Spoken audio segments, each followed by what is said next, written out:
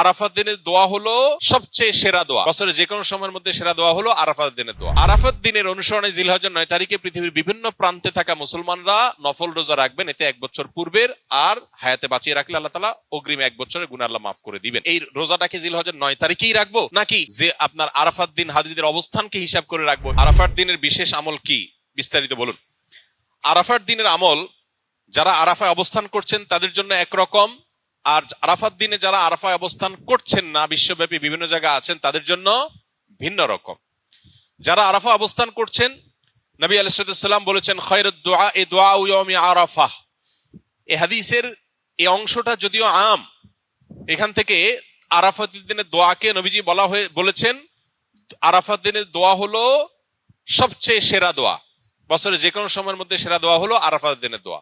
যদিও আরাফাতের ময়দানে হাজিদের দোয়া কবুল হয়, ফেরত দেওয়া হয় না, বহু হাদিস আছে। যেহেতু হাদিসে আরাফাতের দিনের দোয়াকে সেরা দোয়া বলা হয়েছে, আমরা যদি দূর থেকে আল্লাহর কাছে দোয়া করি, আশা করতে পারি আল্লাহর কাছে, আশা করতে অসুবিধা নেই যে আল্লাহ তাআলা দোয়া হয়তো কবুল করবেন। দ্বিতীয়ত নবী আলাইহিস সালাম বলেছেন খায়রুমা ওয়া খায়রুমা আনা কুলতু আনা ওয়ান নাবিয়্যুনা মিন ক্বাবলি লা ইলাহা ইল্লাল্লাহু ওয়াহদাহু লা শারীকা লাহু লাহুল মুলকু ওয়া লাহুল হামদু ওয়া হুয়া আলা কুল্লি শাইইন কাদির।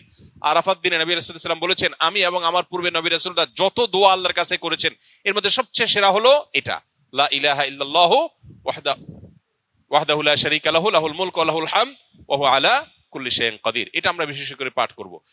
আরাফাত দিনে হাজী সাহেবদের জন্য রোজা রাখা নিষেধ, বেশি বেশি দোয়া করবেন তারা, তাদের জন্য করণীয় আমলগুলো। আর আরাফাত দিনের অনুসরণে জিলহজের 9 তারিখে পৃথিবীর বিভিন্ন প্রান্তে থাকা মুসলমানরা নফল রোজা রাখবেন। এতে 1 বছর পূর্বের আর হায়াতে বাঁচিয়ে রাখলে আল্লাহ তাআলা অগ্রিম 1 বছরের গুনাহ আল্লাহ মাফ করে দিবেন।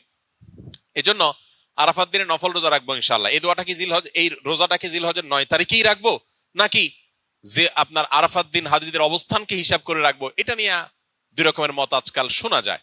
তবে আরাফাত দিনে হাজিরা অবস্থান করছেন হুবহু ওইটার সাথে মিল রেখে গোটা বিশ্বে আসলে ওই দিনে একই সময় রোজা রাখা এটা সব ক্ষেত্রে সম্ভব না, ভৌগোলিকভাবে এটা সম্ভব না। এই জন্য জিলহজের 9 তারিখটা যদি কেউ রোজা রাখেন ইনশাআল্লাহ বিদিনিল্লাহ তিনি এই ফজিলত এবং এই তাৎপর্য মাহাত্ম্য পেয়ে যাবেন, এবং এই মতটা অধিকতর সব দিক থেকে সমৃদ্ধ এবং যুক্তি সমৃদ্ধ। এই জন্য আমরা আরাফাত দিনে যারা আরাফাতের ময়দানে অবস্থান করছি না তারা রোজা রাখবো ইনশাআল্লাহ বেশি বেশি করে। আর জিলহজের 1 থেকে 9 তারিখ পর্যন্ত সবগুলো দিনই রোজা রাখতে পারলে আরো ভালো। তাহলে সেক্ষেত্রে ইখতিলাফ এবং মত পার্থক্যের আপনি এমনি উঠে গেলেন। সবগুলো দিনই আসলে রোজা রাখার চেষ্টা করা দরকার যদি তৌফিকে হয়।